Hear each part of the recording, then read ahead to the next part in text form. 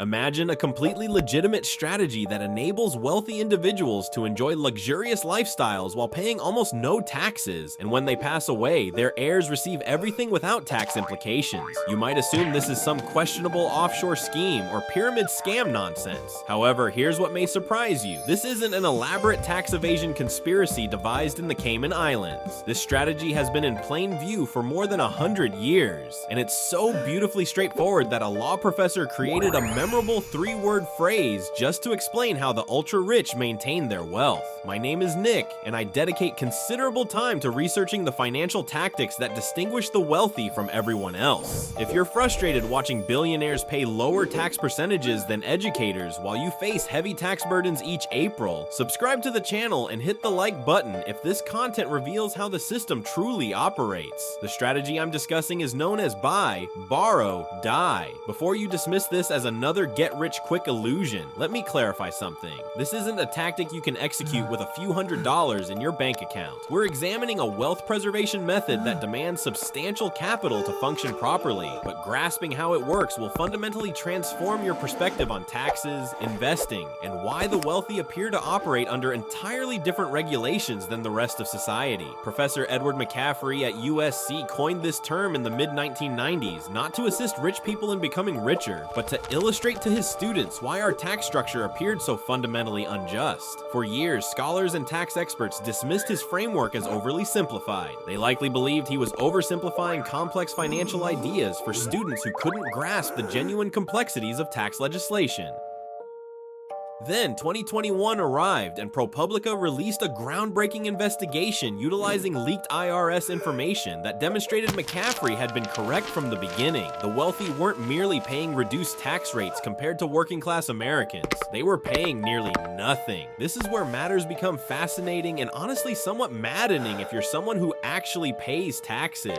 The buy, borrow, die strategy takes advantage of completely lawful provisions in our tax code that have existed for many years. This isn't about discovering loopholes or manipulating regulations. This involves utilizing the system precisely as it was constructed, just in methods that most people never realized were available. Let me explain how this operates, because once you comprehend the mechanics, you'll never view wealth the same way. The initial component is the buy phase, and this is where wealthy people make a crucial decision that separates them from nearly everyone else. Rather than earning conventional income that gets taxed right away, they concentrate on acquiring appreciating assets that don't generate regular taxable income. We're discussing stocks that don't distribute dividends, real estate that gains value, art collections, private company ownership, and other investments that grow quietly over time. The critical point here is that these assets can increase in value for decades without creating any tax liabilities whatsoever. As long as you never liquidate them, the government cannot touch those gains. It's like observing your net worth climb higher and higher while the IRS remains on the sidelines, unable to collect anything. Consider how different this is from how most people accumulate wealth. You work, earn a paycheck, and immediately face income taxes, social security taxes, Medicare taxes, and whatever your state chooses to collect. Then you attempt to save what remains, perhaps investing in a retirement account or purchasing a home.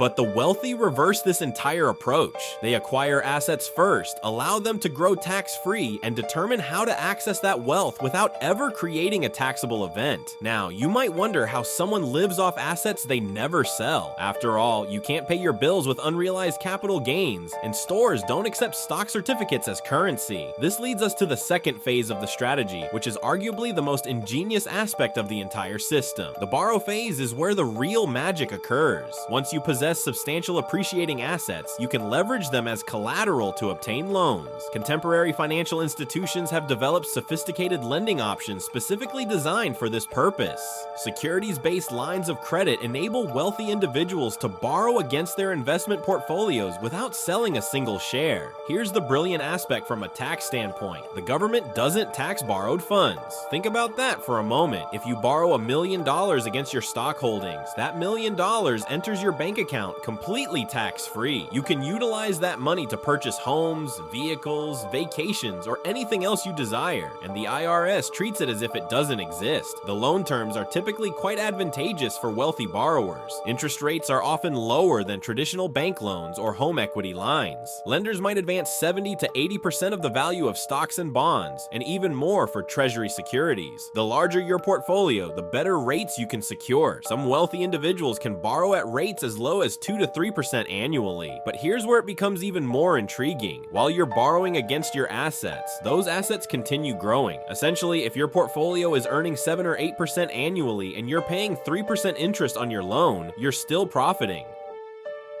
Your wealth keeps compounding while you access liquidity without any tax consequences. This establishes a perpetual cycle that can theoretically continue indefinitely. As your assets appreciate, your borrowing capacity expands. You can obtain larger loans or refinance existing debt at superior terms.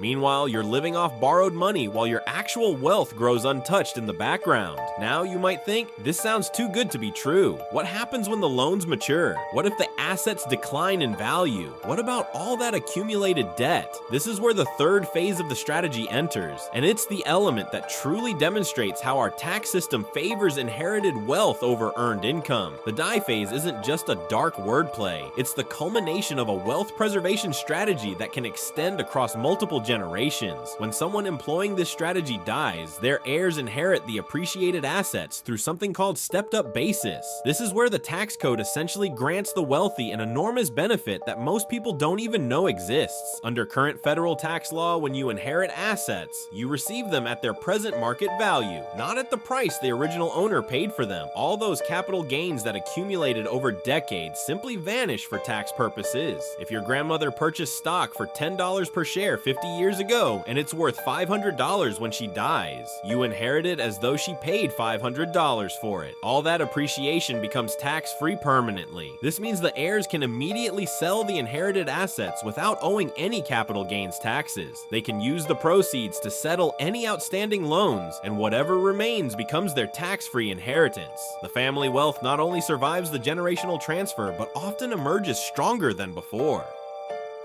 The numbers behind this strategy are absolutely mind-blowing, and they'll likely make you reconsider everything you believed about how wealth actually functions in America. Let me present a real-world example that demonstrates just how powerful this system can be when you have the resources to implement it. Meet Maria, a successful entrepreneur who accumulated $1 million through years of building and selling businesses. Now, Maria could follow what most people do with such a windfall. She could purchase a luxurious house, some high-end cars, maybe enjoy some expensive vacations, and gradually watch her savings diminish as she pays taxes on any investment returns along the way. But Maria understands the game that wealthy people engage in, so she adopts a completely different strategy. Instead of spending her $1 million, Maria invests it in a diversified portfolio of appreciating assets. We're discussing growth stocks, real estate investment trusts, private equity shares, and other investments specifically selected for their potential to increase in value without generating much taxable income. She's not seeking dividends or rental income that would trigger immediate tax obligations. She wants pure tax-deferred appreciation. Here's where the mathematics become absolutely absurd. Let's say Maria's portfolio grows at a conservative 7% annually, which is actually below the historical average for diversified stock investments. After 10 years of compound growth, her $1 million portfolio is now valued at nearly $2 million.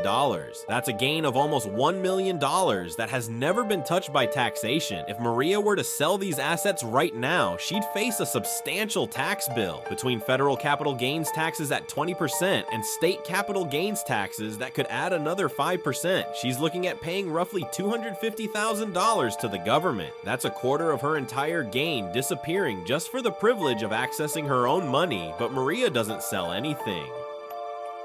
Instead, she visits her private bank and uses her $2 million portfolio as collateral for a securities-based line of credit. The bank, recognizing that her assets are solid and that wealthy clients like Maria represent extremely low risk, offers her access to up to 70% of her portfolio's value. That means Maria can borrow up to $1.4 million without selling a single share of stock. The interest rate on this loan in today's market, let's say it's around 6.5% annually, so Maria is paying roughly $91,000 $69,000 per year in interest to access $1.4 million in cash. Now, compare that to the nearly $300,000 tax bill she would have faced by selling her assets. Once you factor in federal capital gains, the net investment income tax, and state taxes, she's effectively deferring a massive tax hit by paying a much smaller annual cost. But wait, it improves even further. While Maria is paying 6.5% interest on her loan, her underlying portfolio continues growing. If her investments generate an 8% annual return, which aligns with the S&P 500's historical average, she's actually making a solid profit on this arrangement. Her portfolio grows by $160,000 per year, while she pays $91,000 in interest. She's netting $69,000 annually just by using debt instead of selling assets. This is where the strategy becomes almost absurdly unfair to everyone else. Maria is now living off borrowed money that the government cannot tax, while her actual wealth continues compounding in the background. She can purchase houses, cars, take vacations, invest in new businesses, or do whatever she wants with that $1.4 million, and none of it appears as taxable income. As her portfolio continues expanding, her borrowing capacity increases as well. 5 years later, when her assets are worth $3 million, she can refinance her existing debt and potentially borrow even more money at even better rates. The cycle continues indefinitely, with Maria accessing larger and larger amounts of tax-free cash while her underlying wealth grows faster than her debt. Now, I know what you're thinking. This has to catch up with her eventually, right? What happens when Maria dies and all these loans become due? Won't her estate have to sell assets and pay massive taxes to settle the debt? This is where the final phase of the strategy reveals just how tilted the playing field truly is. When Maria passes away 30 years later, let's say her portfolio has grown to $8 million through decades of uninterrupted compound growth. She's accumulated several million dollars in outstanding loans over the years, but her assets have grown much faster than her debt. Her heirs inherit the entire $8 million portfolio at its current market value through stepped-up basis rules. Here's the aspect that will infuriate you if you've ever paid capital gains taxes. All those decades of appreciation from the original $1 million to the final $8 million simply disappear for tax purposes.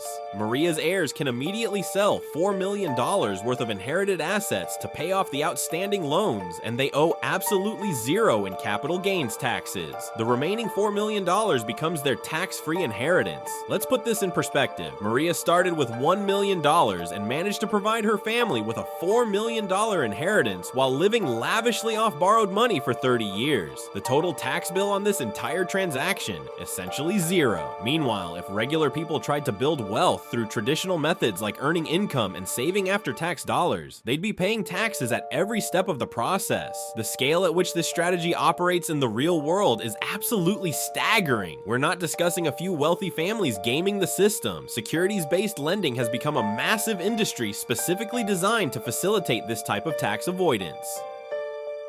Major financial institutions now offer these services as standard products for high net worth clients. The minimum portfolio size to access these lending programs varies by institution, but most require at least $1 million in investable assets. Some premium services require $5 or $10 million to get started. Once you meet these thresholds, the banks compete aggressively for your business, offering increasingly favorable terms as your wealth grows. Interest rates on securities-based loans are typically tied to benchmark rates like LIBOR, plus a spread that decreases as your borrowing capacity increases. Wealthy individuals with $50 million portfolios might pay 2 percentage points less in interest than someone with a $5 million portfolio. The system literally rewards you for being wealthier. The types of assets that qualify as collateral have expanded dramatically over recent decades. Traditional stocks and bonds have always been accepted, but now you can borrow against private equity investments, hedge fund shares, real estate investment trusts, and even certain types of collectibles and artwork.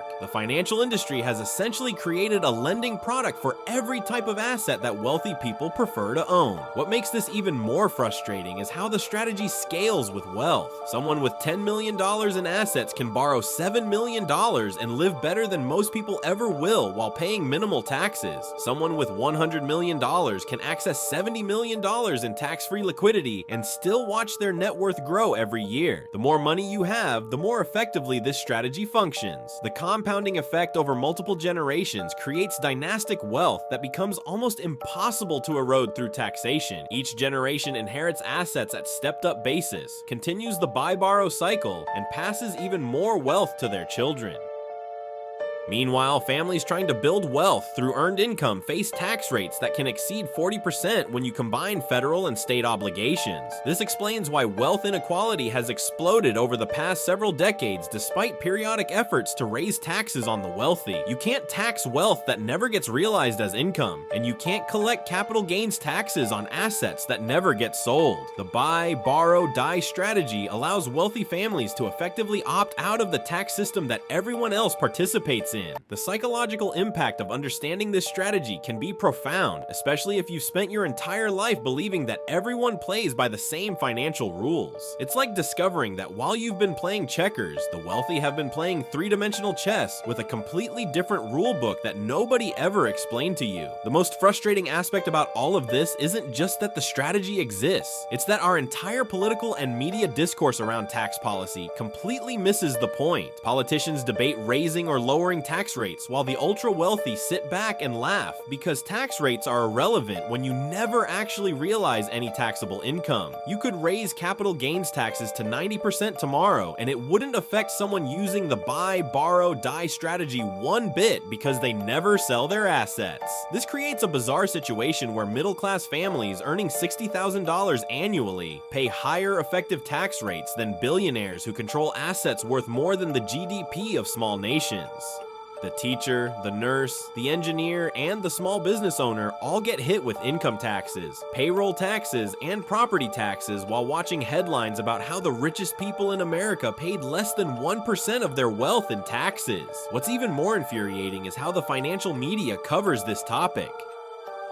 They'll run breathless articles about tax avoidance strategies for regular people that might save you a few $100s on your annual tax bill while completely ignoring the elephant in the room. Meanwhile, wealth management firms are quietly marketing securities-based lending products to their high net worth clients like they're selling miracle solutions. The marketing materials for these services read like something out of a fantasy novel. They promise tax-efficient liquidity solutions and wealth optimization strategies that allow you to maintain your investment positions while accessing capital for lifestyle and investment needs. It's corporate speak for helping rich people avoid taxes while everyone else foots the bill for running the country. But here's where things get really interesting from a practical standpoint. The buy, borrow, die strategy isn't just some theoretical concept that exists in academic papers and ProPublica investigations. It's actively shaping investment behavior and market dynamics in ways that most people don't recognize. When you understand that wealthy investors never plan to sell their assets, it completely changes how you think about stock valuations and market bubbles. Traditional investment analysis assumes that assets will eventually be sold and profits will be realized. But if the largest holders of appreciating assets never sell them, what does that do to market dynamics? It creates artificial scarcity and upward pressure on prices because a significant portion of the supply is permanently locked away. The wealthy aren't just avoiding taxes on their gains, they're potentially inflating the value of everyone else's investments by reducing the available supply. So there you have it. The buy, borrow, die strategy isn't some conspiracy theory or financial fairy tale. It's a perfectly legal tax avoidance technique that's been hiding in plain sight for over a century, allowing the ultra-wealthy to live like royalty while paying virtually nothing to support the society that made their wealth possible. Now you understand why billionaires can pay lower tax rates than their secretaries, and why wealth inequality keeps exploding despite all the political theater about tax reform. The game was rigged from the start, and most of us didn't even know we were playing by different rules.